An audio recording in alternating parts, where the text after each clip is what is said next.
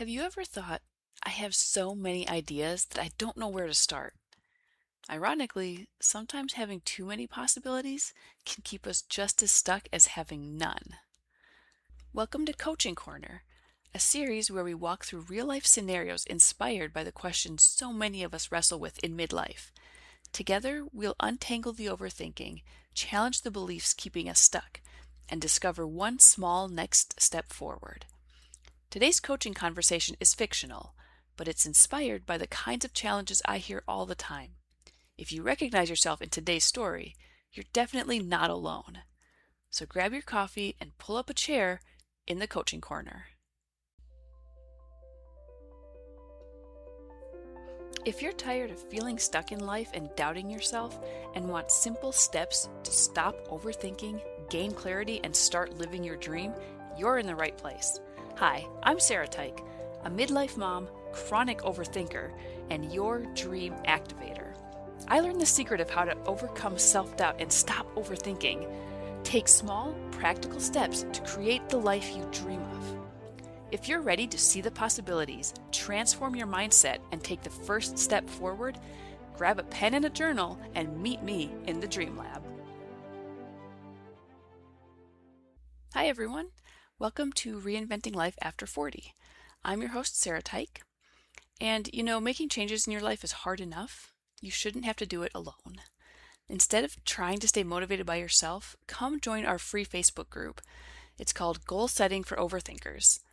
It's an easy way to stay encouraged, ask questions, and keep your goals front and center throughout the week.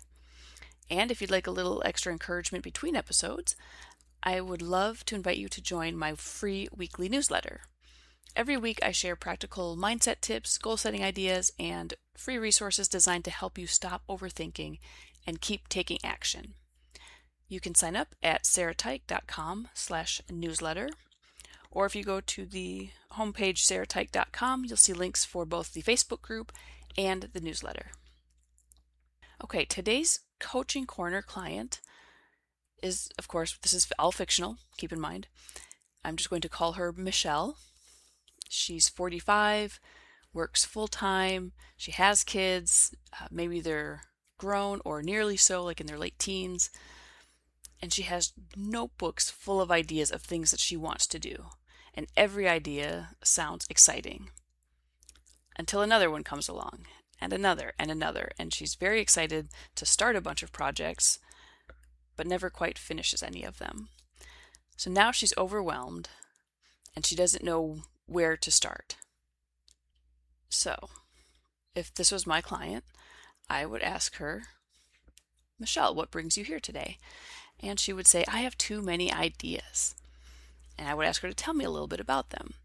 So she would start listing off all the things that she wants to do. She wants to start a business, write a book, start a podcast, open an Etsy shop, go back to school. And finally, at the end of this list, she says, I just don't know which is the one. Where do I start?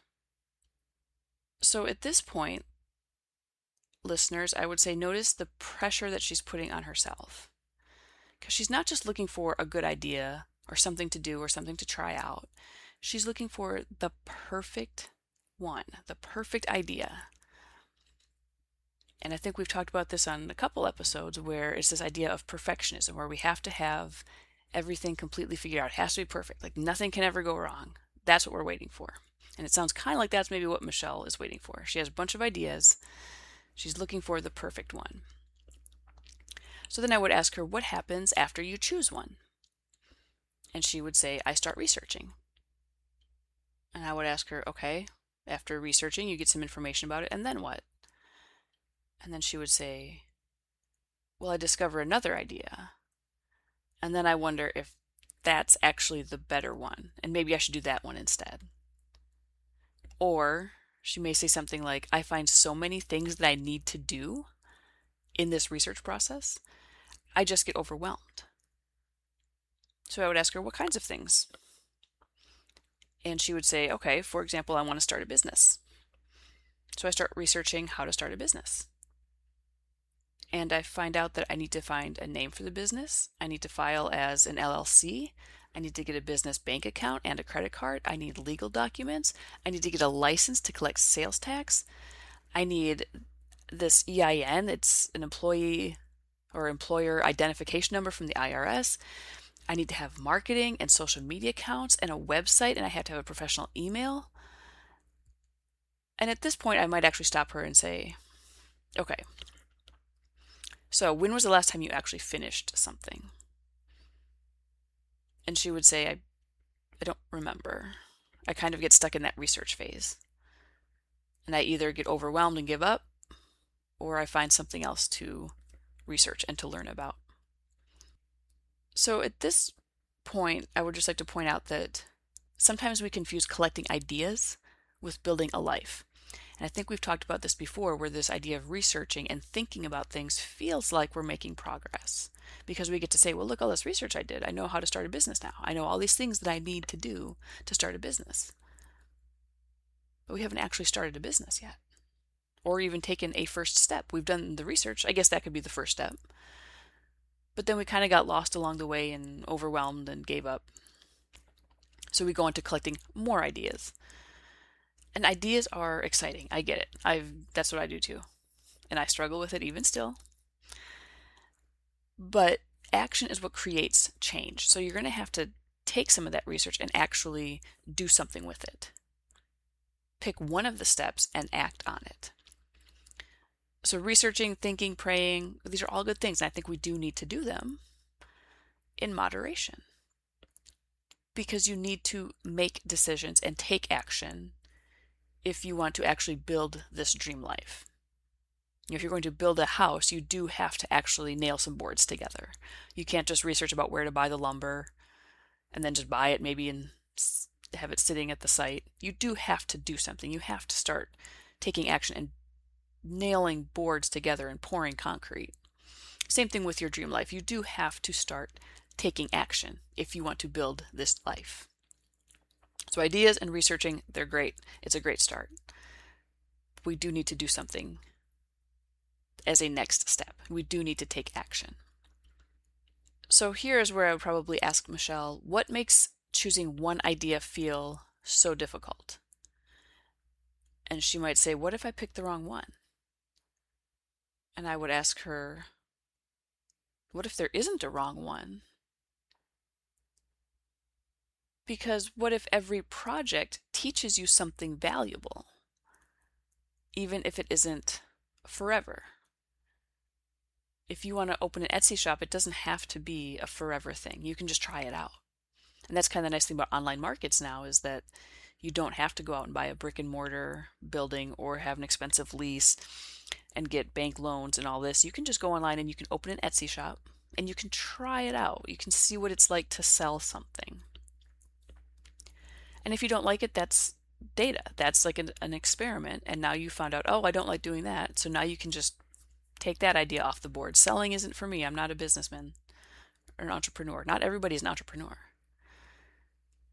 So maybe you just try out your idea. You want to write a book, so start writing. See what it's like to actually dedicate time every day, because if you're going to complete a book, you're going to have to dedicate time to write to it. It's not just going to happen on its own. So sit down and say, I'm going to write during this time, either daily or weekly. See if you like doing it. Start looking into what it takes to publish that book. Or start with a short story. See, how do you publish a short story? You can try these things out. It doesn't mean that you're going to suddenly be locked into writing for the rest of your life if it turns out you don't like it. So that's why we're talking about small steps. You can try these different things. And sometimes we're trying to protect ourselves from making a mistake because we want that idea. We like the idea of perfection. It has to be the right one. But you don't really need to fear making a mistake, because there isn't necessarily a wrong choice to try out. So sometimes what we're really looking for is just kind of a permission slip to learn, to just try something out, to experiment. So I would ask Michelle at this point, imagine we're sitting here 1 month from today. You chose one idea to try out. You spent a month learning about it. trying it out, experimenting with it. At this point, a month later, what have you lost? And at this point, I would hope that Michelle thinks that she hasn't really lost anything. So she would say, I've lost nothing. Okay, and then I would ask her, what have you gained? And she would say, okay, over the past month, I've gained some experience because I've tried out a few things. I've gained some knowledge about this, whatever idea I chose. I've learned a little bit about what works and what doesn't. I've learned a little bit about what I do and don't like. And I've even gained maybe a little bit of confidence because I took that step, I tried something. And I've gained a little bit of clarity because now I know for sure after a month that this is either definitely what I want to do, I want to pursue it, or I've learned that this isn't really what I thought it was going to be and I don't want to do this anymore. So I've got a little bit of clarity. So I would suggest to Michelle that maybe the goal wasn't choosing the perfect idea. Maybe the goal was becoming the kind of person who finishes what she starts. So you can set this goal of, I'm going to try out this one idea for a month. And that's it. You just give yourself that timeline. And for that month, do the things that it would take to pursue that goal. Whether it's the business, the book, the Etsy shop, learning how to paint, learning a new language, whatever it is. Just try it out. And then at the end of that month, you can say, well, I set out to learn about this thing. I set out to try it out for a month, and I did it. For 1 month, I did this thing. Now you finished a goal. You completed a project that you set out to complete. That will help build confidence because now you can say, hey, I'm the kind of person that completes what I start. And then also you'll have that clarity of knowing that, well, after a month of trying to learn this language, it's too hard. I don't like it. It's not useful. Maybe you try out a different language or you try out something else. I tried painting for a month and it turns out that I love it. It's my favorite thing in the world to do. So now I'm thinking about trying to get maybe a different type of paint. Maybe I'm going to go from acrylics to oils, or I'm going to try out watercolor. I'm going to get better quality, and maybe I'm going to try, what do these different types of brushes do? So now you're going to say, I'm going to try a little bit more down this path of painting. So you've gained some clarity, you've gained some confidence, and now you are someone who finishes what she starts. What I would ask Michelle to do is I would ask her, what is one idea that excites you the most today, like right now? And really feel it in your body. Like, which idea gives you this surge of energy that makes you just feel like you suddenly come alive? I know they're all exciting and you want to do all of them, but take a few minutes for each of them to really feel what it would be like to have the business, to be fluent in that language, to have a book published. Whatever the goal is, really imagine what it would be like to be in that path of working toward the goal of doing those things, and really feel what it feels like, because there is a lot of good evidence to show that our gut reaction is really the one to pay attention to, not really what your mind's thinking about or chattering about or tell you what you should and shouldn't do. It's really your gut reaction that kind of holds the key.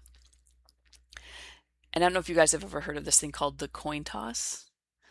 I mean, I know we all know what a coin toss is, but when you're making a decision, you can flip a coin. Heads, I do A, tails, I do B. So you flip the coin, and then whatever side comes up, really notice what your initial reaction is. Just, it's for like a split second. You flip a coin, it comes up A, or heads. Heads means I do A. And there's this slight oh, dang, I was kind of hoping for B. Or it'll come up A and you'll be like, yes, that's what I was hoping for. It's just brief. It might be very subtle. But kind of pay attention, and that will give you a clue as to what of those A and B options you really wanted. Kind of tell yourself that, okay, I'm tossing the coin. Whatever comes up, that's what I'm doing. And then when it comes up as heads, you'll be like, yes, that's what I wanted. Or if it comes up heads and you're like, oh, dang, I was kind of hoping for tails. That's a clue as to which one you really wanted. So pay attention to that. Now, don't be making huge decisions, selling the house, moving across the country on a coin toss.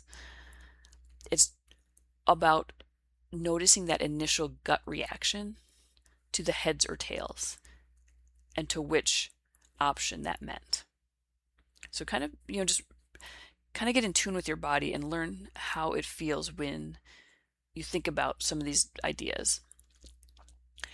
So while you're thinking about these different ideas and trying to kind of fully experience and imagine yourself doing them, which one really makes you feel like you kind of come alive? And then I would also remind you that you don't need to promise that you'll do this thing forever. You're not locked in. Just because you said, I want to try opening an Etsy shop, that doesn't mean you have to do it forever. So you can still try it out. All of these ideas, when you're taking small enough steps, is just a way for you to try things out. And you're never locked into it forever when you do small enough changes. Yes, you may have to spend a few dollars to open the Etsy shop to list something because there are fees and there are listing fees. You may have to spend some money to get some paintbrushes and some canvases to try out painting.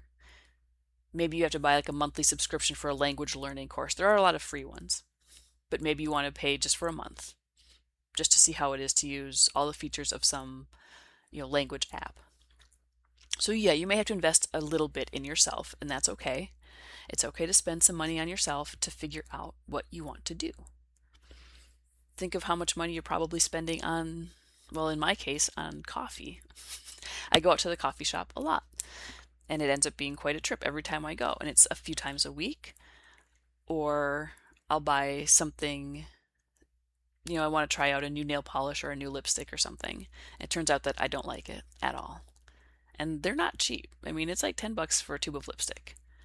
And a lot of times I'll buy it, I'll wear it once or twice, and be like, nah, I just don't like this one. I mean, there's $10 wasted right there. But I tried it out. So yes, you may have to make some small investment in yourself. But you don't have to do this thing forever, and you don't have to, bankrupt yourself or take out a loan to do it. So I would like for you to choose an idea and commit to exploring it for the next 30 days, is what I would tell Michelle. Do the coin toss if you need to, or, really find that one idea that lights you up and just try it for 30 days. So we're not talking about forever. We're not talking about completely changing your identity. You don't have to do anything drastic. Just try out something that you want to do. It's just an experiment. Experiments give you data, and then you are free to continue the experiment or to try a new one at the end of 30 days. And of course, I like journaling, so keeping a journal of all this, of all your results throughout 30 days, what works, what doesn't, what you do like, what you don't like, would probably also be useful, I would think. I love journaling, so I'd like to write down everything. So one thing that I've noticed when I talk to people about, their dreams and what they want to do, they seem to believe that commitment means giving up every other possibility. Like you can't do more than one thing, or it's like, well, I can't just quit my job to do this thing. But you don't have to quit your job to do the thing. You don't have to give up every other possibility. You're not locked in to one choice. Not usually. I mean, there's probably some rare case where you are, but I don't think so. I think you can always try something. So choosing one thing today doesn't mean that you have to say no to every other future opportunity or every other idea that you have. It just means that you're going to give this one idea enough attention to see what it becomes. And maybe you can even combine ideas. If you like baking and writing, maybe you could write a cookbook. Or maybe you want to write about your journey as a baker. How did you start? And where are you going? Did you open a shop? Why do you like baking? Maybe you can even write a fictional story about a baker. If you like sewing and gardening, maybe you could sew gardening bags or aprons or whatever gardening, I don't know, gadgets, or I don't know what you would even sew for gardening, honestly, except for bags and aprons. But you could maybe combine the two, or you could sew things with gardening themes.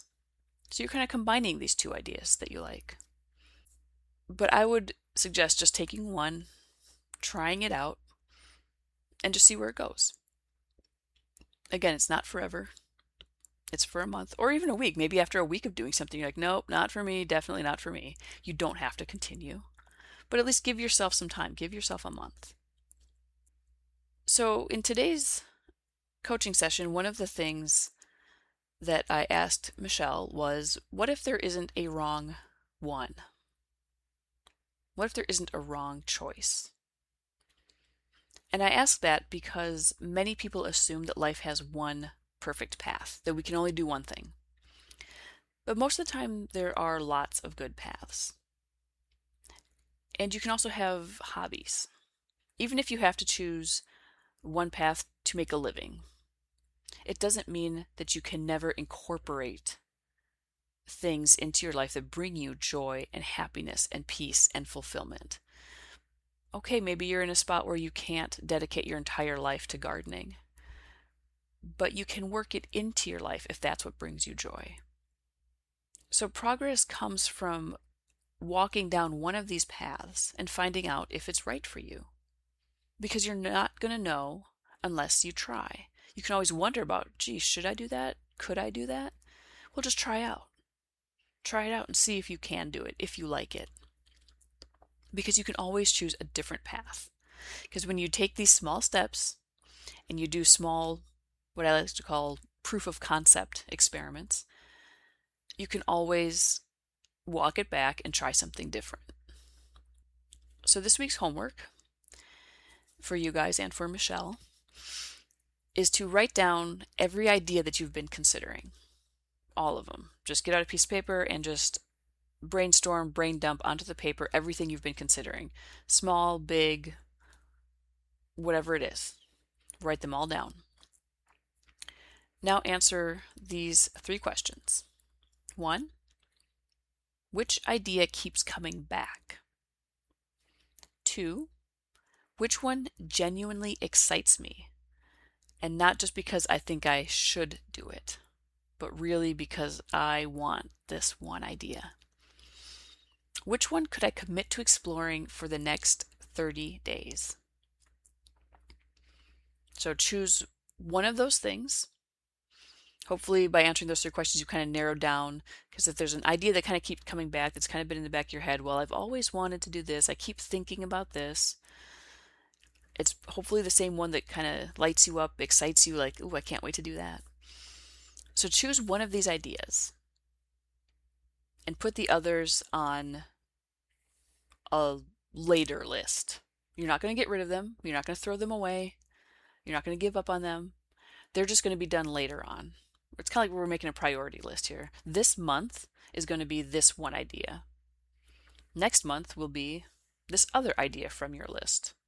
You can schedule out one for every month of the year if you want. Try them all out. Give yourself a year of experimentation, trying new things. But for now, let's just pick the first one that excites you the most, that you're just like really just like itching to try. So try it out for 30 days.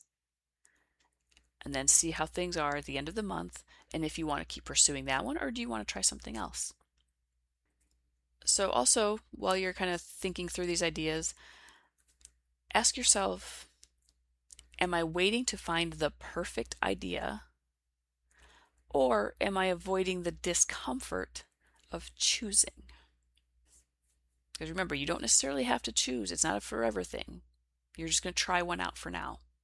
You can always try out the other ones later. All right, to wrap up.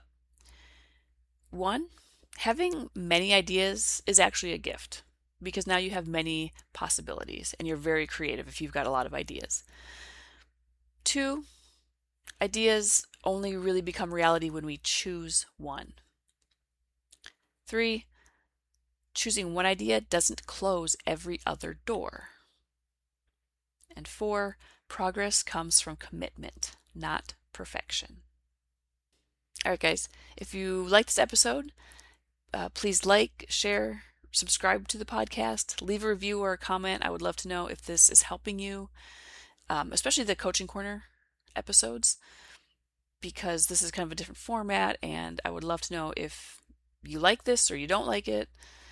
And if you want to leave comments, that's great on the podcast. You can also join the Facebook group. You can leave comments in there. We can talk to each other, encourage each other.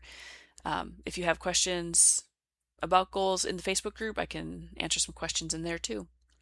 So again, you can go to sarahtyke.com and you can find links to the Facebook group and the newsletter. And that's all I got for you guys. Thank you for listening. I really appreciate you guys. I love you. And I will talk to you next week. Bye. Hi, friend. I hope you enjoyed today's episode. If so, would you take 30 seconds and share it with a friend who may want to get inspired to start living their dream? Also, please leave a review wherever you're listening. It lights me up to know that this podcast is helping you. Take a step forward today. It doesn't have to be big, but it does have to be done. I'll meet you back here next week for another episode. Bye.